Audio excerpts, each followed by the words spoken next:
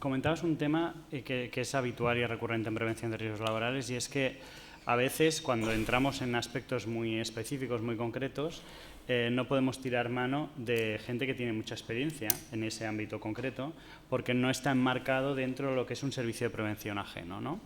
Es decir, y esto no solo pasa en el ámbito de la seguridad vial, sino, por ejemplo, a lo mejor incluso en seguridad máquinas, ¿no? Que viene el que te vende la máquina y te dice, yo te voy a dar una formación sobre cómo utilizar la máquina de forma segura, pero tú como prevencionista no la puedes utilizar porque ese señor a lo mejor no es técnico en prevención de riesgos laborales y además no forma parte de un servicio de prevención ajeno. Y esto es una dificultad añadida, digamos, que nos encontramos, y en este ámbito también. No sé si vosotros es algo habitual, o es decir, en la empresa, cuando os contrata, es decir, esto de qué manera lo incardina dentro de del plan de prevención, ¿no? Nosotros no somos nadie. Nadie.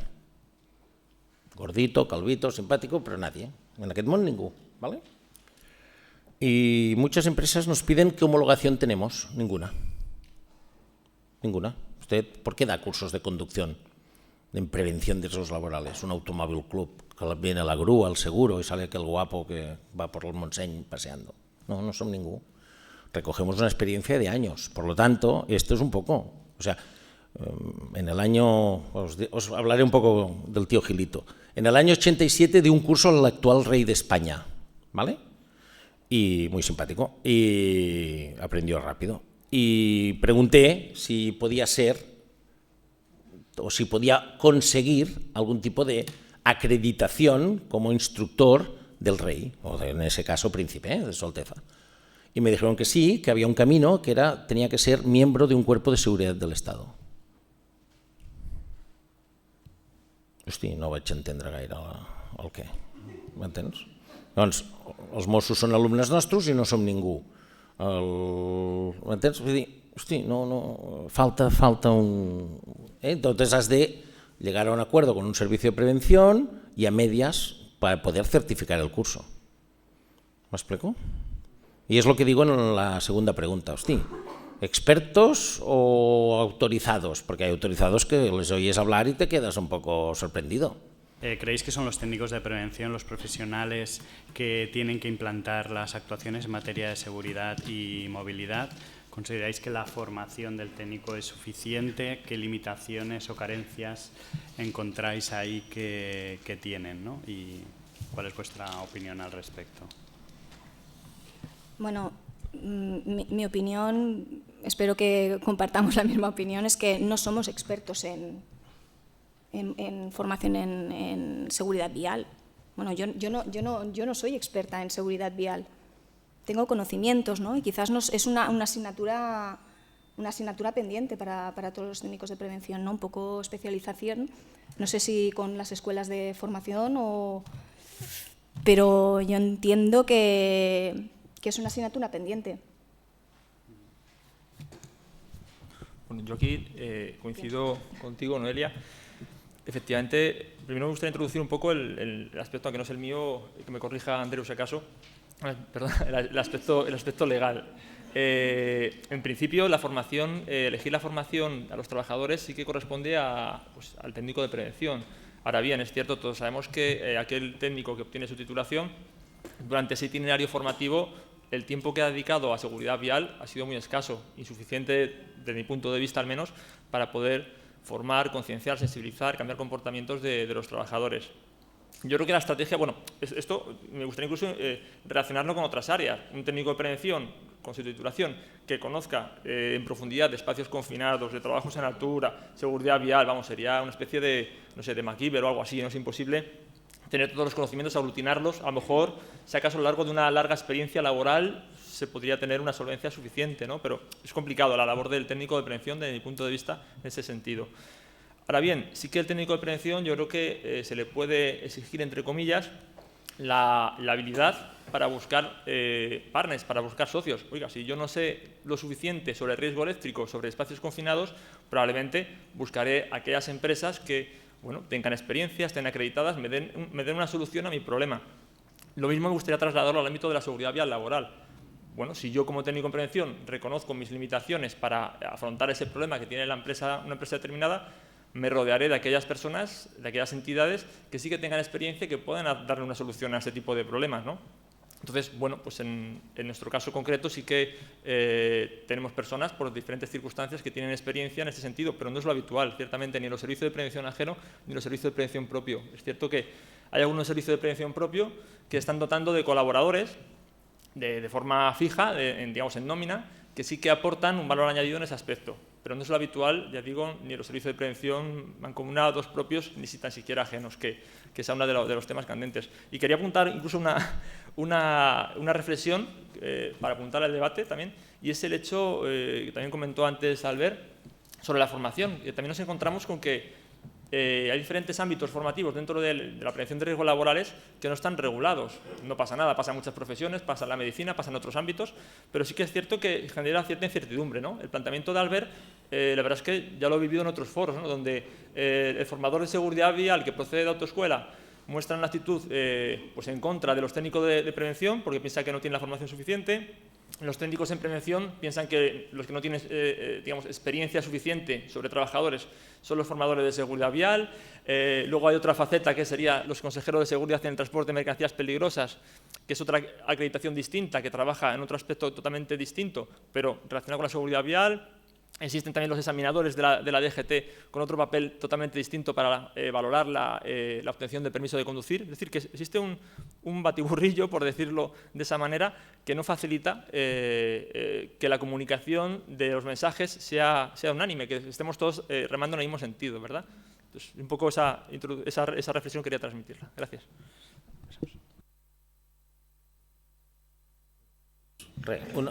Una mica... Un poco para que tengáis una fotografía, las escuelas de conducción o escuelas de formación, si estuviéramos ahora en Finlandia, todo el norte de Europa, los directores son psicólogos. Ellos estudian dentro de una cosa que es el gadget, un trabajo sobre por qué subes a un coche, qué actitud tienes, cómo tienes ordenadito el cerebro. Para ellos el manejo, lo que es el manejo es lo menos importante. Si estuviéramos hablando en el centro de Europa, todos los que hablaríamos como técnicos seríamos profesores de autoescuela con 2 upgrades o 2 titulaciones de estas existen. Donde el que cumple la norma y el que cubre el reglamento no tiene accidentes y hablaríamos de norma. Y el sur de Europa, y si decís que lo he dicho diré que es mentira, somos expilotos de rally, alguno reconvertido y otro todavía con la idea de ir de lado, ¿no? Bueno, basamos el manejo, entonces hay maneras de entender. Serrano en su exposición decía muy claro el diálogo, ¿no? Yo estuve en un proyecto europeo que se llama Hermes, donde querían ver si enseñar a conducir desde el coaching en lugar del teaching generaba mejor conocimiento y mejor actitud, ¿vale? Y bueno, como todo en la vida, hay un problema grave de que el coach aquí todavía, según a qué niveles culturales, por llamarlo de alguna manera sencillita, no entrarías a nada, ¿no? Yo siempre pongo una broma que es frente a un semáforo rojo, el conductor gas a fondo, el teaching, lo que estaría prohibido es decir ¡frena!, ¿vale? Y lo correcto sería, oye, delante de las situaciones de riesgo, ¿qué interpretas en tu vida que deberías hacer? ¿No? Clar, la respuesta viene cuando ya llegas al cielo. O sea, que cuesta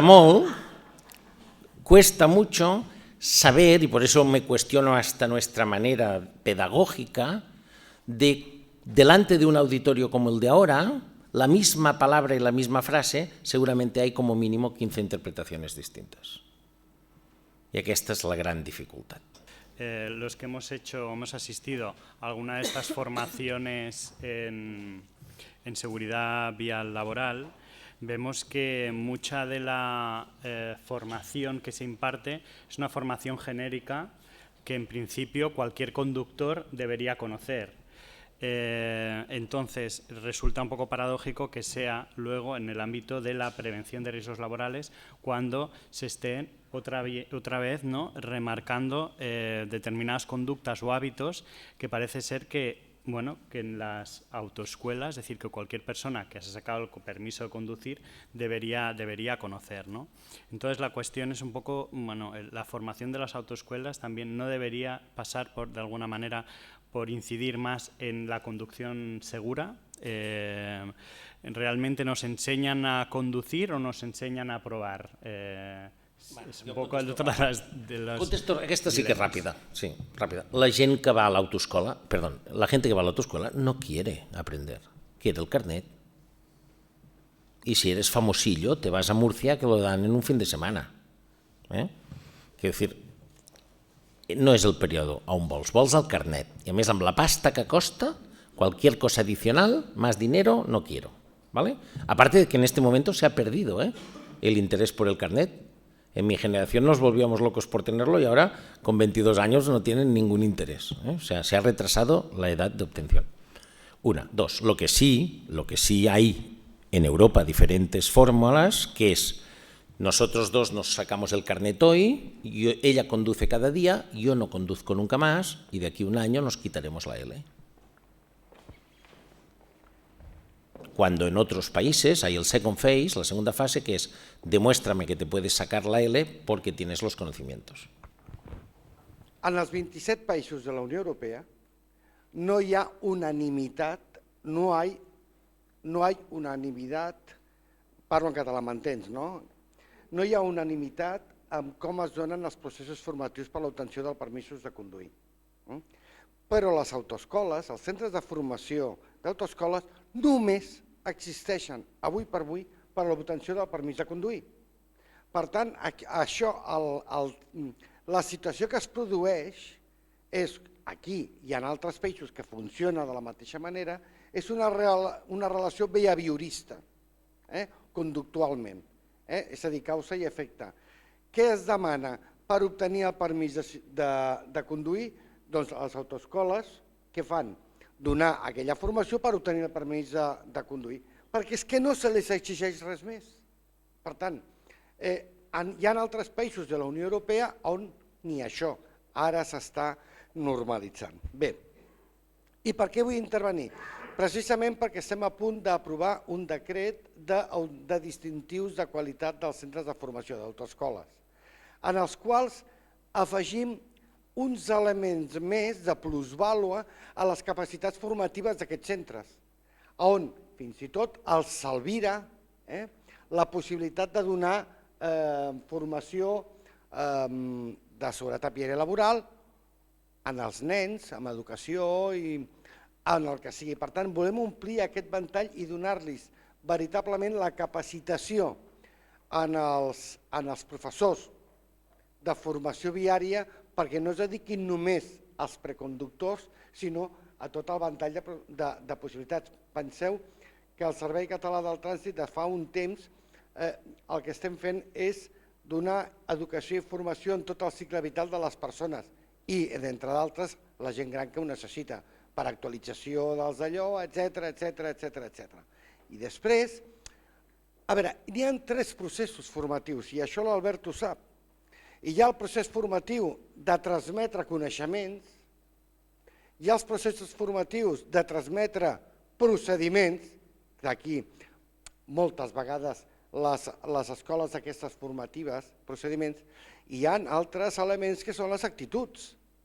Ho dic perquè si analitzem l'accidentalitat produïda pels conductors que acaben de treure el permís, podem pensar que, oi, han après poc, les seves actituds no sé què, no sé quantos, o simplement no tenen les habilitats procedimentals per circular amb seguretat. Mentida. I aleshores, quan creuen que ho dominen tot i, per tant, no tenen percepció del risc, es quan es produeix la malifeta. En el curso básico de obtención de carnet de conducir permitimos a los alumnos de las autoescuelas RAC que vengan una jornada a la Escuela de Conducción Segura y ponemos a prueba para que la primera frenada de emergencia de su vida no sea real, sino que sea simulada, para que su padre, que le ha dicho 100 veces que en curva no frene, sepa que ahora ya se puede frenar en curva porque hay una cosa que se llama ABS, etc., ¿no? Porque el padre a veces nos distorsiona, ¿vale? Pero el que más nos distorsiona, y lo afirmo así categóricamente, el problema, ¿sabéis con quién lo tenemos cuando damos estos cursos? con el profesor de tu escuela. Té una altra visió. No ens entenem. No és culpa d'ell, és que ho ha dit el Rafael. Ell li han donat una feina que més a la que el cotxe menys grinyola i menys trontolla, més rendiment, perquè se li trenca menys, per tant, situacions límits les mínimes. I que l'alumne va a poc, millor. Però què passa amb l'alumne aquest que ja agafa confiança? Quan tu tens la teva percepció de coneixement amb el coneixement real, a la que falles, que percebeixes que en saps més del que saps, patapaf. Jo, que he fet els cursos del RAC de fa molts anys, jo vaig començar de jovenet d'examinador de trànsit. I a més era formador d'examinadors. I aleshores, quan jo vaig començar, era un criu, m'ensenyaven a apurar al màxim les marxes. És a dir, has d'apurar al màxim les velocitats, perquè això és seguretat. Has de fer servir el fre motor i la mare que els va arribar a parir. Cert? Ara no. Ara no. Ara, com hem d'anar a la conducció eficient i sostenible, hem d'intentar allargar al màxim la velocitat. Amb això què et vull dir? Les coses canvien perquè no hi ha veritats absolutes. No n'hi ha veritats absolutes. N'hi ha professors d'autoescoles, jo no ho soc, però en conec uns quants, que són veritablement professionals. Hi ha centres de formació com la teva que són veritables professionals, pero no todos son así. Es que antes lo indiqué, ¿no?, durante la presentación, y es lo fundamental que es para los técnicos de prevención la percepción del riesgo. Si no percibimos ese riesgo, difícilmente, como trabajadores o como empresarios, difícilmente vamos a poder actuar sobre ello. Entonces es clave que esa percepción del riesgo, como comentaba Rafael, pues se desarrolle en los trabajadores, a pesar de que tengamos mucha experiencia. Y el ejemplo más claro, que siempre lo suelo poner, porque todos alguna vez lo hemos utilizado, es: suban ustedes a un taxi. Si suben a un taxi y encuentran una persona con un montón de experiencia, a nada que tenga varios años, tendrá muchísima experiencia conduciendo, y sin embargo, en muchas ocasiones observarán que el comportamiento que tiene al volante pues no es el más indicado, no es el más adecuado, desgraciadamente. Otros sí, por supuesto, ¿vale? No estoy en absoluto dirigiendo mi comentario hacia el sector profesional. Lo que quiero decir, abundando en lo que ha comentado Rafael, es que profesionales hay en todas partes y no profesionales también hay en todas partes, en todo tipo de escuelas, en todo tipo de empresas, en todo tipo de lugares, ¿no? Sí que es verdad que quiero hacer hincapié, quédense con esta idea de la percepción del riesgo, va a ser clave en los trabajadores.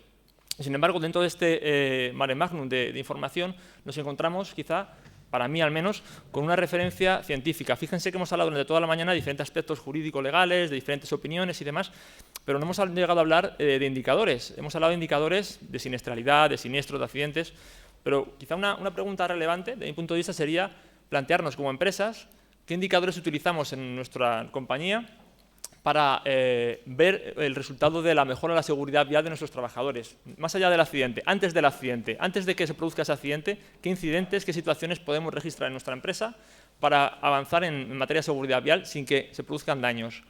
Muchas veces esto no se trata quizás suficientemente, ni como empresa somos conscientes de que se puede gestionar antes de que se produzcan daños.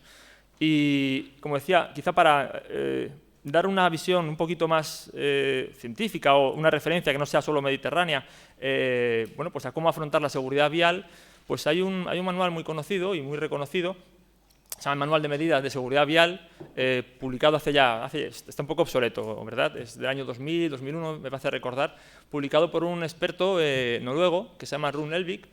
Este experto, curiosamente, ya digo, hace más de 15 años, se planteó estas preguntas que estamos tratando de resolver hoy aquí, y le dio respuesta. Su enfoque, siendo un economista del Instituto Económico de Oslo, fue el siguiente: vamos a buscar toda la literatura, imagínense, toda la literatura que se ha publicado referida a la seguridad vial, y vamos a hacer un metaanálisis de esa misma literatura, viendo qué cosas se han publicado, pero son meros eventos circunstanciales, y buscando la esencia de todo esto para dar respuestas, para proponer medidas con una base científica a las autoridades y a las empresas, desde todo punto de vista, no solamente formación, sino diferentes aspectos, ¿no? He traído este manual aquí para, por ejemplo, pues, ver un poco qué enfoque da sobre la formación. Sobre la formación de los trabajadores en materia de conducción, comenta diferentes aspectos, pero sí que abunda de forma particular en la percepción del riesgo. Cómo la percepción del riesgo puede ser clave, ¿no? Como menciona, pues de alguna manera, como diferentes tipos de estímulos, diferentes tipos de inputs, de información que se comunica a los trabajadores, a los conductores, en definitiva puede promover una distorsión en la apreciación del riesgo, de tal manera que se sientan confiados en que van a ser capaces de resolver diferentes situaciones que van a encontrarse en la conducción y de esa manera pensar que van a poder actuar cuando realmente la estadística demuestra que no es del todo cierto. Entonces, es interesante, desde el punto de vista, quería plasmarlo por eso, trabajar sobre la apreciación de riesgo, sobre qué podemos hacer de las empresas antes de que se produzca el daño, como técnicos de prevención.